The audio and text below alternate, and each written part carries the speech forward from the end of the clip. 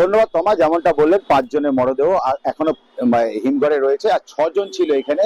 সকালবেলায় চলে গেছে যিনি সাতক্ষীরার বাসিন্দা ছিলেন, এস এম আলিমুজ্জামান, তার মৃতদেহ চলে গেছে বা সাতক্ষীরার দিকে চলে গেছে। আর কিছুক্ষণ বাদে হয়তো গোজাডাঙ্গা ভোমরা যে সীমান্ত আছে সেখান দিয়ে প্রবেশ করবে।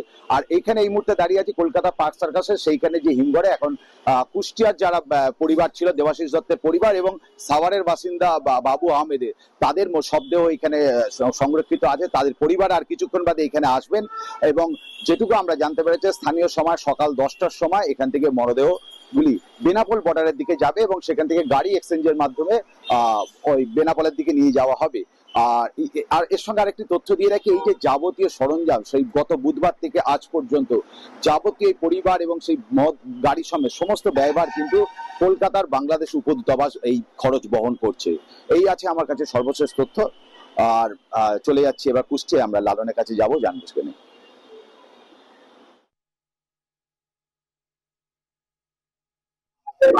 ধন্যবাদ ভাস্কর। আপনি কলকাতা থেকে যেমনটি জানাচ্ছিলেন, আমরা এই মুহূর্তে রয়েছি দেবাশিস দত্তের পরিবারে। তার পরিবারের সদস্যদের সাথে কথা বলেছি। স্বজনরা জানিয়েছেন যে তাদের লাশ গ্রহণ করার জন্য ইতিমধ্যেই দুটি অ্যাম্বুলেন্স সহ পরিবারের সদস্য এবং স্বজনরা কিন্তু বেনাপোল সীমান্তে কিন্তু তারা রওনা হয়েছেন।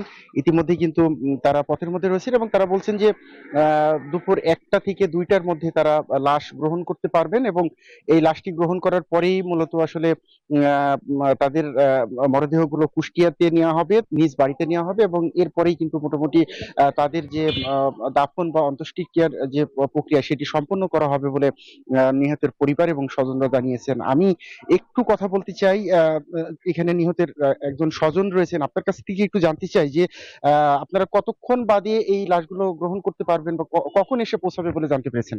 আমরা যেটা আশা করছি, আমাদের এখান থেকে তারা বেনাপোল পর্যন্ত গাড়ি অলরেডি চলে গেছে তাকে নিয়ে আসার জন্য, এবং ওখানে আমরা যে মাধ্যম আছে আমাদের তাদের মাধ্যমে জানতে পারছি যে ভারতের টাইম 10:30টার সময় ওখান থেকে লাশ রওনা দিবে। তাহলে আমরা একটা আশা করছি যে হয়তো বা 5টা 5:30টার মধ্যে আমরা লাশ বুঝে পাবো, এরকম আমরা একটা আশা করছি। তাদের দাফন প্রক্রিয়ার প্রস্তুতি কতক্ষণ? দাফন প্রক্রিয়া প্রস্তুতি প্রায় সব শেষের পথে। আসলে আমরা এখানকার জনসাধারণের যে আশঙ্কা, তার একবার মুখ দেখবে, তার মুখটা দেখার সাথে আমার এই কাজে আমরা চলে যাব। আমরা অলরেডি রাত 8টার সময় কুষ্টিয়া মহাশ্মশানে তার দাফনের জন্য আমরা সময় নির্ধারণ করে দিয়েছি।